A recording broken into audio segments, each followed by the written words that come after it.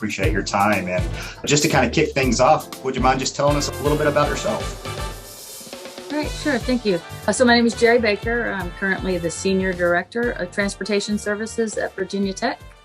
And at Virginia Tech, transportation services, parking, fleet, alternative transportation, and air transportation. I've been at Virginia Tech a little over 5 years. This is my third university. I started out at the University of Texas in Austin. I was there for about 12 or 13 years. I went up to the University of Massachusetts in Amherst, and I was there a little over 2 years, and then back here at Virginia Tech.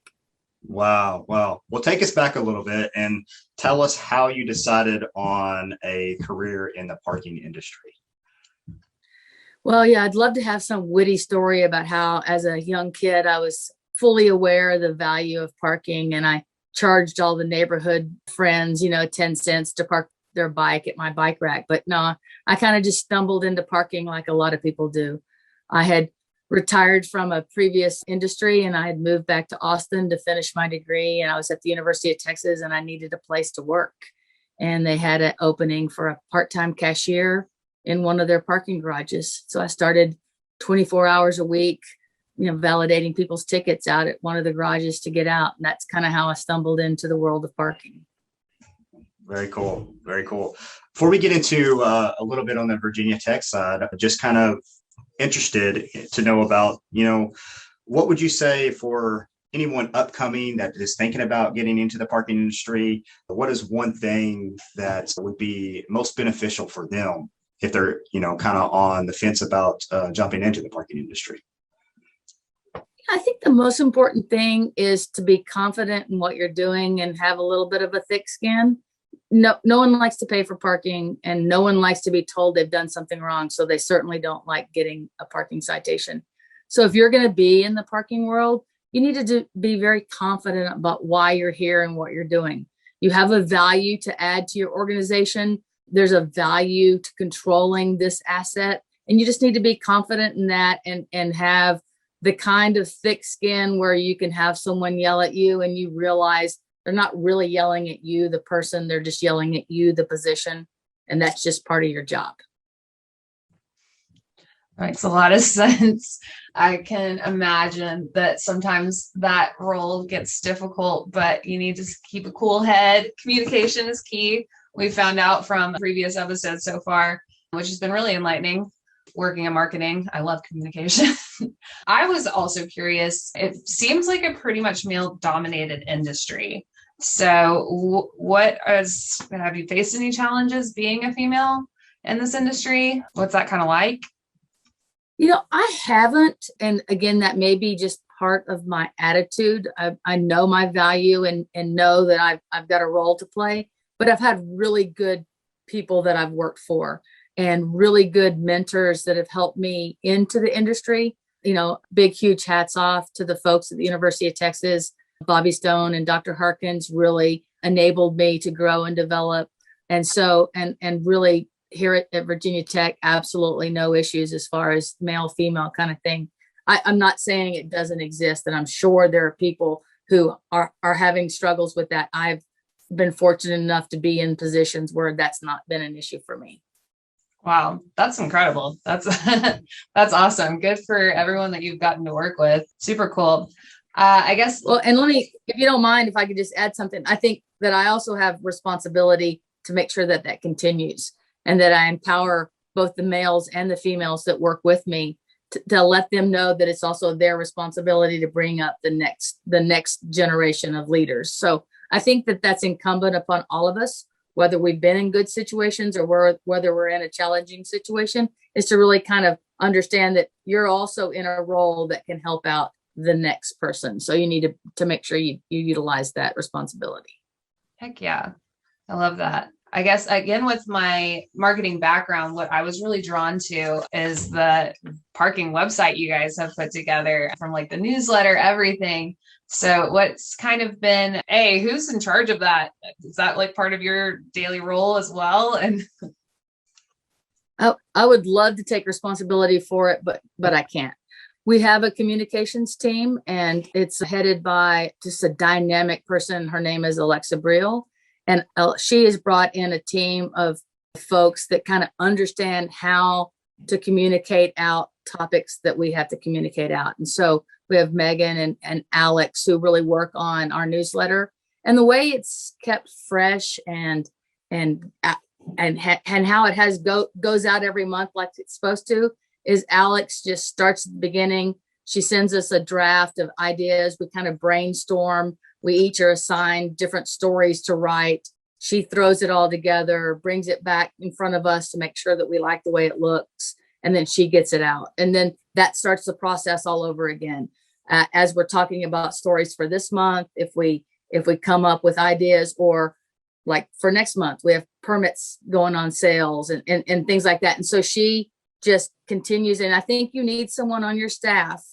I don't know if everyone has that flexibility, but you need someone on your staff who is just in tune and dedicated to make sure something like that happens. Sends out the reminder emails to all of us to get our stories in, pushes, prods, gets those going, helps edit those and makes them, in really digestible, readable form. All the stories in the newsletter are short. They're not 15 paragraph stories. They're all 2-3 paragraphs. They're really get to the point, let the people know what they need to know, and then move on. Have an interesting photo to go with it. And she kind of curates all those photos and make sure that the photo matches with the story. The photo draws the person in, and then she tracks things like click rates and open rates and that kind of stuff. And she lets us know which stories had the biggest impact, where we need to focus more in the future. So I can't take responsibility for any of that. I just have good people that work here.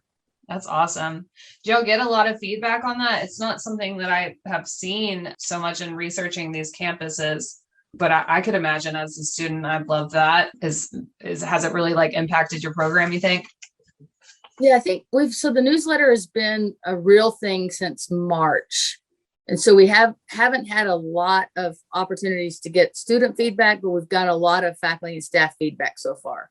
And I'm really, I do think that it is making an impact, because I have people that see me out on the street or reach out to me in email, and they say things like, I saw in this story, and then they ask me a question. And so it is getting to people, and it is getting the story and the message out that we need to get out.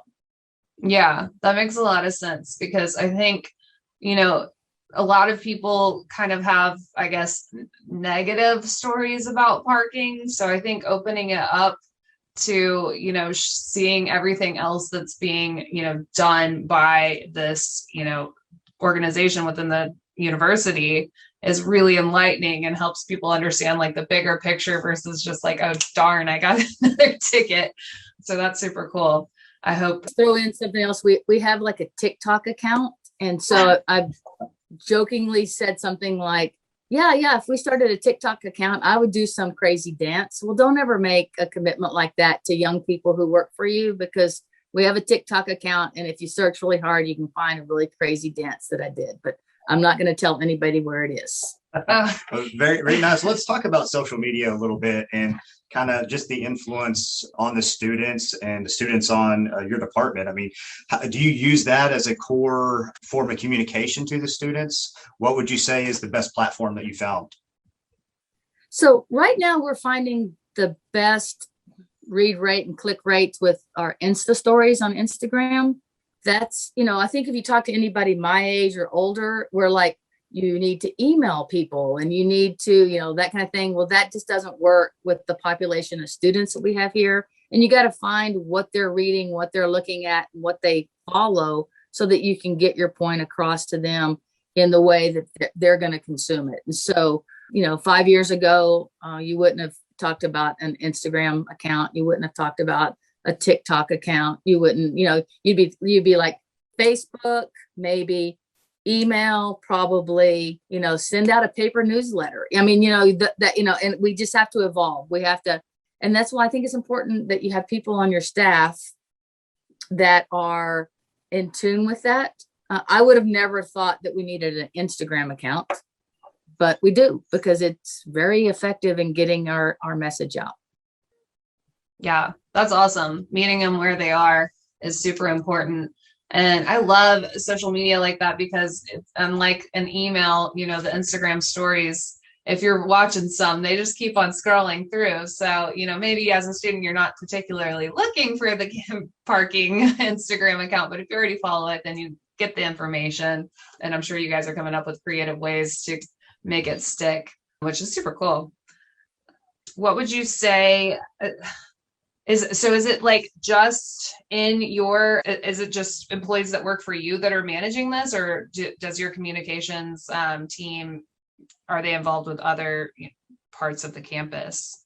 Yeah, so we share a communications team with the other units of business services, as well as some of the campus safety and security functions and facilities. And so they have a pretty large communications team. Now we have a couple people that just really work specifically on our stuff, but they have the resources there in the larger communications team to kind of weave stories because things it's not just a parking thing.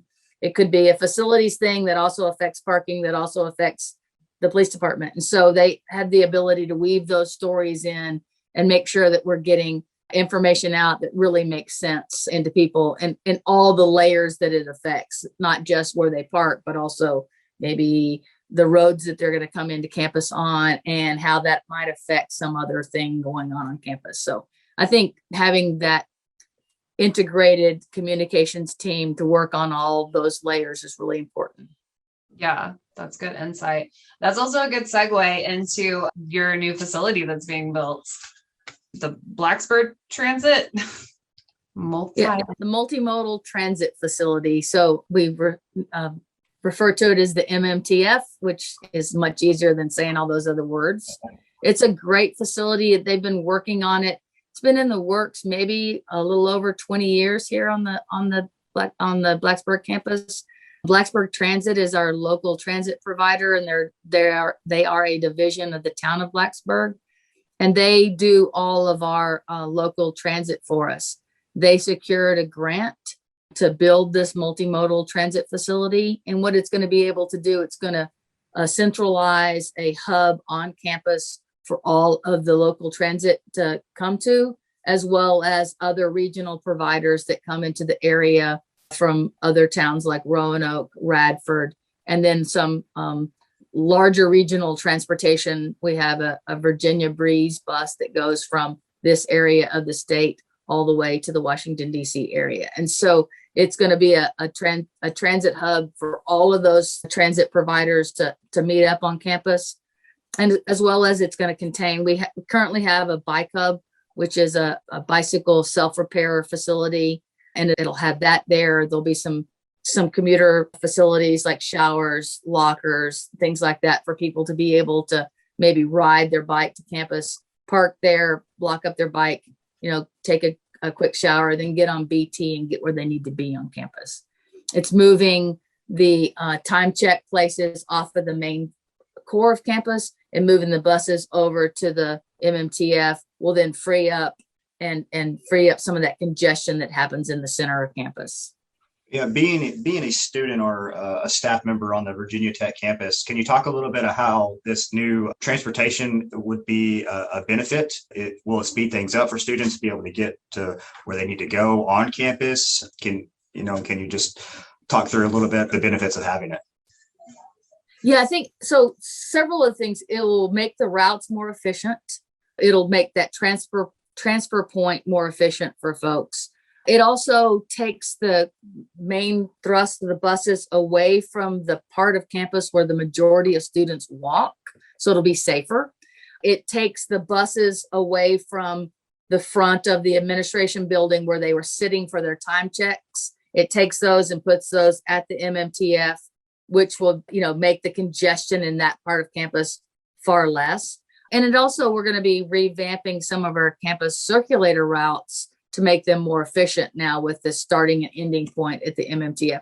I think when it's all said and done in the fall of 2023, when it's ready to open, it's going to be a showpiece for the Virginia Tech campus. It's going to be a sustainability showpiece, and it's going to be it's going to make transportation, if we go back to talking about social media a little bit, you got to make something interesting, and the communication folks that I work with, they always talk about making something sexy. It's going to make transportation sexy on the Virginia Tech campus. Very nice. And previously you mentioned about your bike program. Can you talk a little bit about the Hokie Bike Hub? Sure. The Hokie Bike Hub, it provides a location for self-repair. We do have technicians that work there, which will help. They'll help you.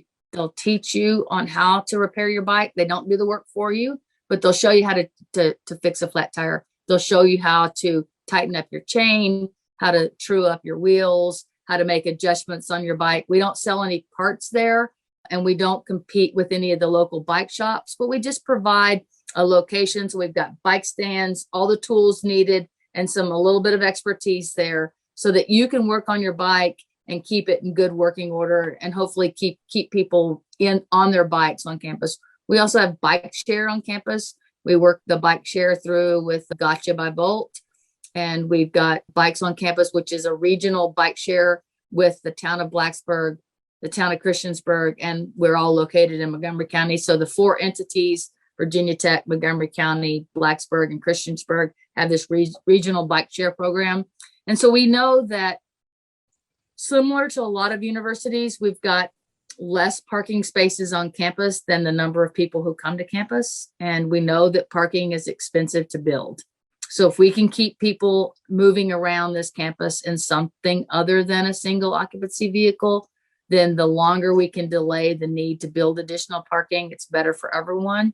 And so we really try to promote and encourage people to use all forms of transportation: walking, biking, carpool, car share, bike share, scooters, then just using Blacksburg Transit. And then, finally, if those don't work, then, getting to campus and something like a single occupancy vehicle, if that's your best bet. Well, that's okay too. So that's incredible. This is like really big picture type of stuff, user experience oriented. When did this kind of thought happen? Is it primarily your department?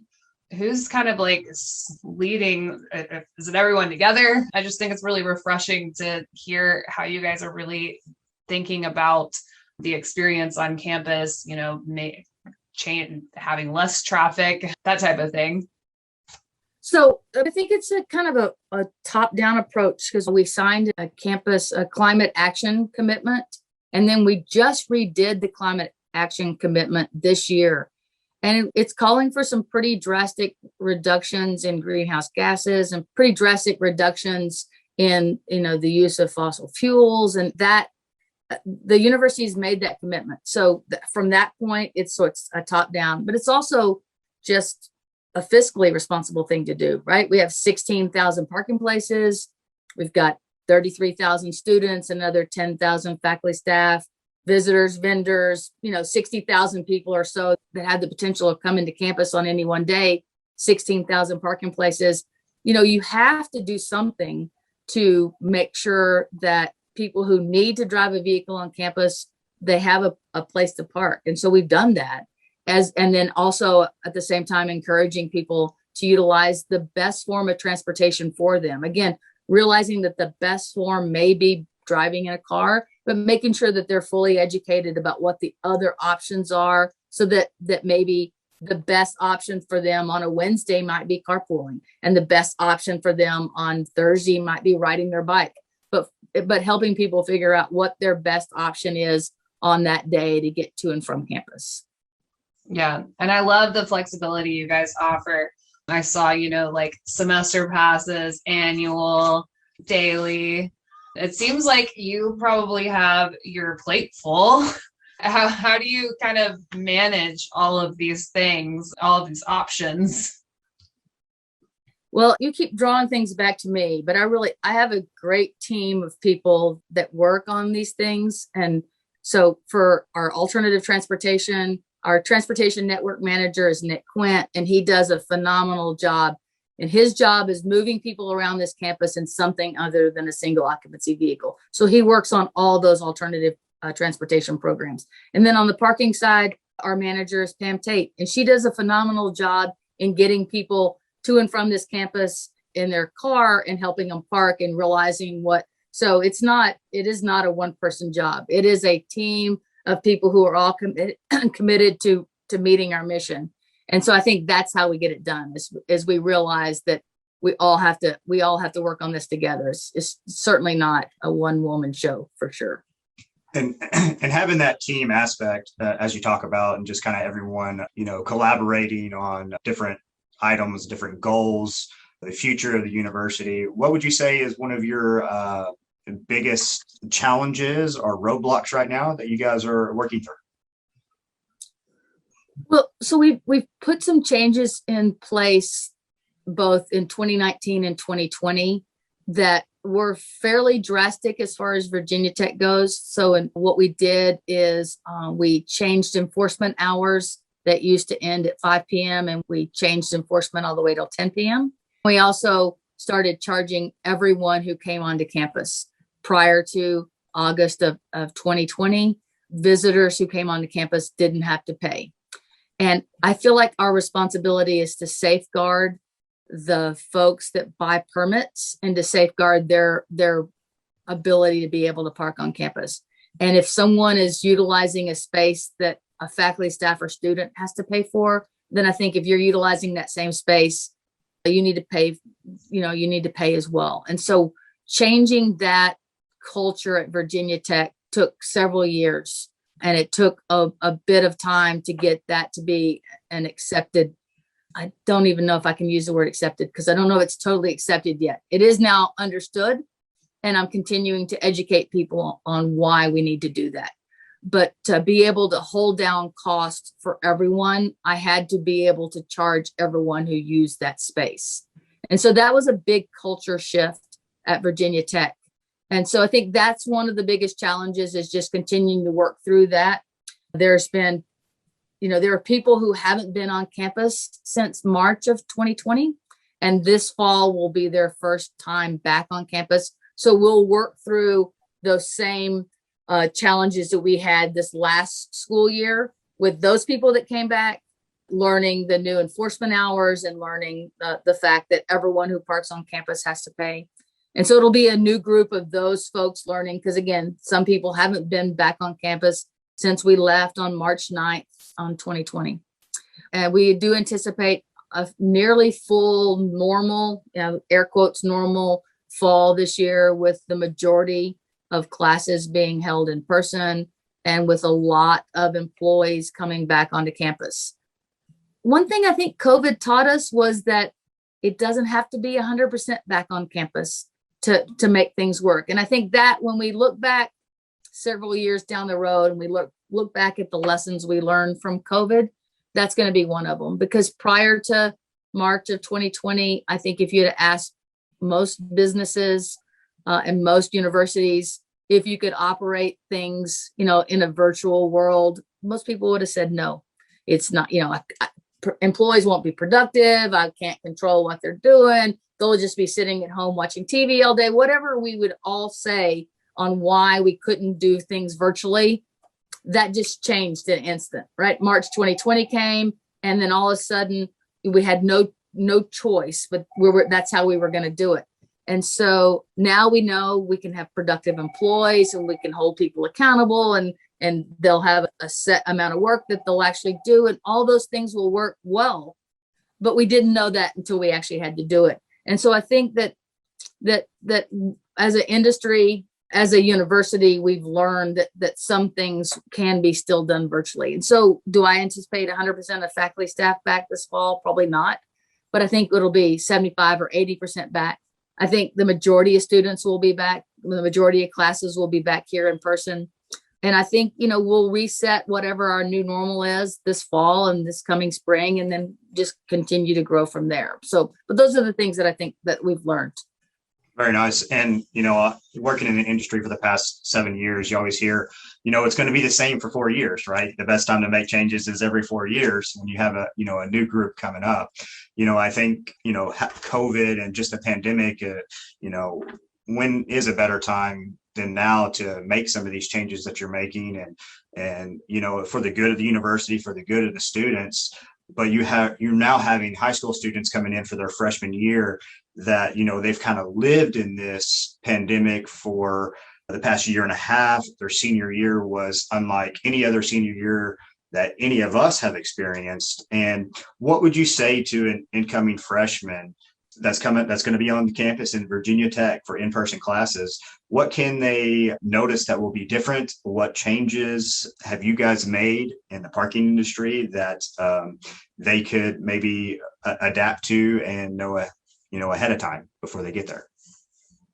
Yeah, and I think, and I will just expand on that a little. I think we actually have two groups of incoming, right? We have the freshmen who were here last year who've never been on campus also. Right. So we're going to have a group of incoming freshmen, and we're going to have a group of incoming sophomores who might have never touched the soil at Virginia Tech.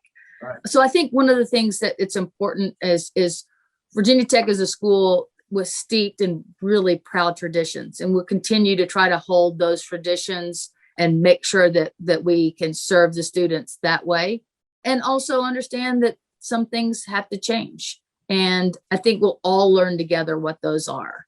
We'll continue from transportation's perspective, providing the service that we provide, both in moving folks around this campus on Blacksburg Transit and moving folks around in something other than a single occupancy vehicle, as well as providing the parking services that we need to make this school functional.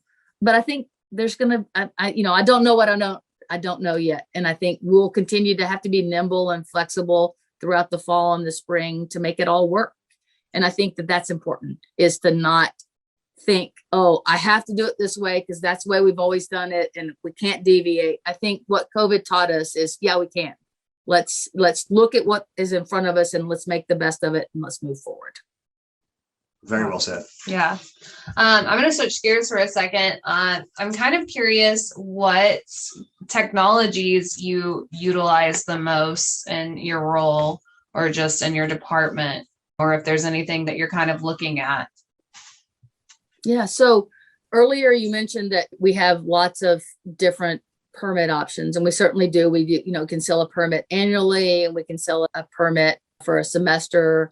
And we also sell a quarterly permit and a monthly permit and a daily permit. I think the biggest thing that we've changed over the last year is we started a partnership with Park Mobile, and we now have Park Mobile on campus, which virtually turns every available space on your campus into a metered space, right? Without having to have a meter head on it, which has really opened up our daily permit option for folks. And our break-even point for our annual permit is about 63 days. If you're going to be on campus 63 days or more for the year, your best bet is to buy the annual permit. It'll be your cheapest option. But if you're going to be on campus 2 times a month or once a week, then the daily permit is going to be your best option. Don't buy the annual permit, buy a daily permit. And we have 3 different ways you can buy it. You can come in our office and buy one. You can go online, just like you normally buy your parking permit, and you can buy a daily permit, or you can use Park Mobile. And the great thing about Park Mobile is if you only need to be on campus for an hour, just buy an hour worth of parking. And that's just $2. And so we're trying to provide as many options as we can for folks so that we meet the needs of the people who don't need to be here 24/7. If you're not coming back to campus and you're not going to be here 5 days a week, explore what your other options are to buy a permit.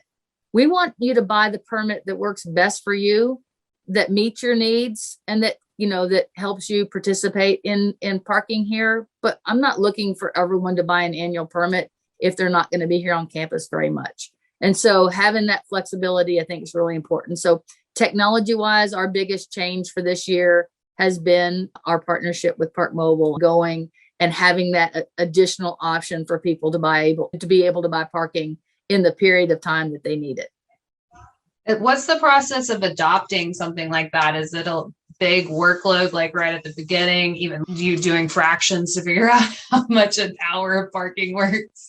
Well, I think the workload, with any university, change is hard. And so to get a new technology implemented at a university, I would assume at a municipality as well, you've got to work through the process of getting, checking all those boxes The university wants to make sure it's a safe program. They want to make sure that people's, information is secure. I mean, there's a lot of things you have to go through to make sure that you can get something like that implemented. So that's the big step, and that took us, we started working on Park Mobile. I don't even want to say maybe 2018 early on. And it took us, almost 2 full years to get it approved on campus and then get that implemented. Now, that had nothing to do with Park Mobile. That was all just Virginia Tech processes. And that is just because Virginia Tech is very risk adverse, and that's perfectly okay. They want to keep everything safe here, but there's a lot of steps that we have to go through anytime we want to change technology.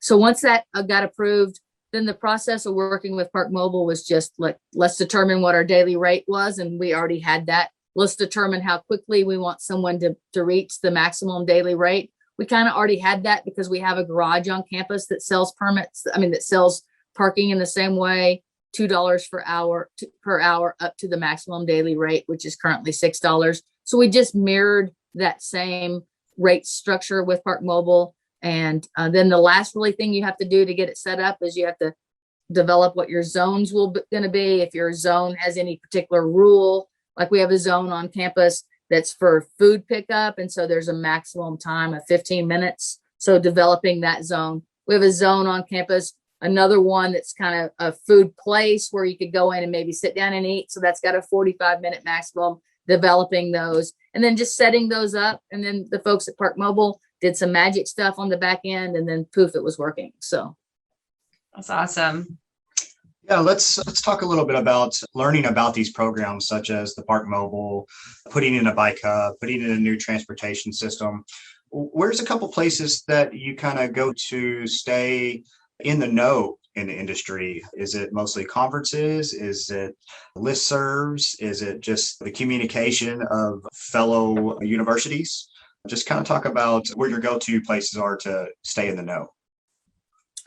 Yeah, I think the answer to that would be yes, yes, and yes. I think it's conferences. I think it's listservs and things like that. It's networking with people that you meet at a conference and you like the way you hear about how they do something and you write it down on the back of their business card and you reach back out to them and say, tell me a little bit more about that. I think it's all of that. I think it's trade magazines. That sounds really hokey-ish. Oh, hokey. That sounds really, kind of funny. But it's knowing that there's something out there, being curious about how it would work at your school, finding another school that's doing it, because you're never the first. Someone's already tried it somewhere, finding out what pitfalls they have. And I think at conferences like at IPMI, and we are a part of the Parking Association of the Virginias, the PAV. So, our local or state and regional, and then IPMI, you meet people and you hear them talking about it. You hear them talking about how something worked or didn't work. You just got to kind of remember that and mark that down. And I need to reach out to that person and find out. And I've never had anyone tell me if I've reached out to them, I am just too busy to deal with you, lady. Just go away. I mean, this industry, understand how we can, you're not competing with everybody else. You're helping them. And, maybe today you might have the answer that someone needs. Tomorrow they have the answer that you need. And it's a team. So I think that utilizing your peers in the industry, listening to the technology of what you see at conferences in the future, the things that are coming out in the near future, and seeing how does that fit in with my situation, and could this work here, and what do I need to do to implement something like that? I think those are all really important. Very nice. What would you say are some of the things that you're researching most right now? So, it's always do more with less, right? What can I do more of with less resources, less people, less money, less whatever it is? We just recently did Park Mobile, and our next big thing we're going to look at is, do we need to do multi-space meters now? Is Park Mobile successful enough that I can maybe remove meter heads out of lots and just go to Park Mobile? Or do I need multi-space meters? I don't know yet. I'm still on the fence. Do I need to invest and put a multi-space meter in if people have adopted the use of Park Mobile? And so that's kind of what I'm looking at. And then we're looking at maybe the use of license plate reading technology to do access in some of our gates. And so instead of doing like an RFID chip in the permit, is it better to maybe use a license plate reader for access and control? So I'm kind of looking at those two things. That's kind of what I'm hoping over this next year to kind of gain some insight for. Yeah, cool. We were talking about the conferences and stuff. So it sounds like you guys are going to be the show with this new transit hub. Are you looking forward to that? Will you be speaking at any of these? We'd like to have you if we had our own conference.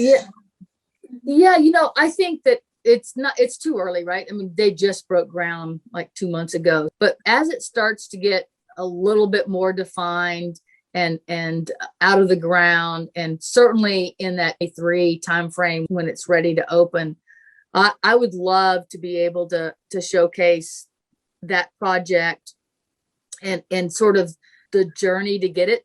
Again, this is 20 years in the making. So there's quite a journey and quite a story about how it had evolved on campus. I interviewed for this position in 2015, and it was part of my interview, talking a little bit about this new multimodal transit facility that's coming soon. And, coming soon, and it's finally here. So yeah, maybe not myself, but maybe my transportation network manager, Nick Quint, I can see him giving a really dynamic presentation about how it's transformed alternative transportation on the Virginia Tech campus. Yeah. We were talking with Josh Stone last week. He's at VCU, and he was just kind of how you guys all get ideas from each other. So I think everyone's going to be checking out this and really inspired. I'm inspired, and I'm not even in the industry, but it just sounds super cool. Well, I think once you start working for a company like WWL, you kind of are in the industry. You may not know it, but parking kind of sticks on you, and it'll just be there forever. So yeah, well, hence the parking podcast. So I think you're right there. We will be cognizant of your time, so wrap up here in just a moment. We did kind of touch on the COVID stuff, so I didn't know if you're hiring or anything like that, if you want to highlight some positions that we can drop on the cast for you. Yeah, so right now we're still under a hiring freeze. And so we do have some open positions that we hope will be able to be filled probably in the late fall timeframe. University is still taking a really conservative approach on employees, and we did not have to lay off anyone or anything like that, but we did put a hiring freeze on. So we have several open positions that potentially in the fall we'll be able to open back up and start advertising for. I really don't have anything yet for the podcast that would be able to say, yeah, I have an open position. Okay. Well, to end on a couple fun questions. Let's talk about the future of parking. So Virginia Tech, do you foresee any autonomous cars coming in the near future? What do you think is going to be what's the future of parking going to look like at Virginia Tech? Okay. So Virginia Tech has a transportation institute. So the Virginia Tech Transportation Institute, everybody, likes to do things with just like VTTI. So VTTI is located here in Blacksburg, and they currently are working on an autonomous shuttle. So I think probably the first autonomous something on the Virginia Tech campus will probably be a shuttle. And they do have self-driving cars, and they have several self-driving cars that are, you see them all over. They have big signs on them, or bumper stickers on them that say, this is a VTTI self-driving car. And you'll see the person in the car, holding up the newspaper, not really paying attention. So while I think they'll be around here, I think that we'll probably be slower to adopt than some people would like us to be. I mean, some people would like us to now have self-driving cars and not have to. I think that's going to change the campus, but I think it's going to be in a good way. Building parking is expensive. More than $30,000 a space to build a garage on this campus, and around $7,300 a space to build surface parking. So even surface parking is expensive. A new 1,000 space garage would be, $30 million with a $2.5 million a year debt service. I certainly don't want to have to raise parking rates on folks to pay for that. And so anything that I can do to kind of stave that off longer and longer And so if that's embracing self-driving cars where I have to have less parking spaces to do that, I think that's a good thing. I think it's a good thing for everybody. We're all still going to be probably tied to our internal combustion engines for a while. And so we're going to need places for people to park. But I really would like to not have to build any more parking on this campus. I think that would be my legacy if I'm retired here and could go the entire time I was here without having to build any additional parking. I think that would be great. And just continue to manage the spaces that we have and make that work and hold costs down for as many people as we can. I think that would be my goal would be. What a solid response. Very good. I got chills about how expensive a parking space is in a garage. Oh my gosh. Yeah. That's wild. And it's very impressive that you have these numbers just off the top of your head. So do you want to end on what inspires you most in your role? Sure. So I thought, you gave me that question ahead of time and I didn't want to be, again, hokey about it, but I have several employees. I think the thing that inspires me most is seeing employees who start in a somewhat entry-level role and watch them grow and expand their knowledge, expand their responsibilities and advance either within our unit or sometimes it's going somewhere else, but watching them sort of grow and develop into the productive employees that I know that they could be. And so I think that's the thing that inspires me the most is just helping people develop, grow, and understand what their role could be and helping them reach that potential. So I know that's a super hokey answer, but I really enjoy that part about my job. Hey, I think that's the best thing you can ask for in a boss. That's great. Yeah, this has been amazing. Yes, it's been absolutely amazing. And thank you so much for your time. We really appreciate it. We'll talk soon. Yeah, we'll have you back. Thank you so much. About the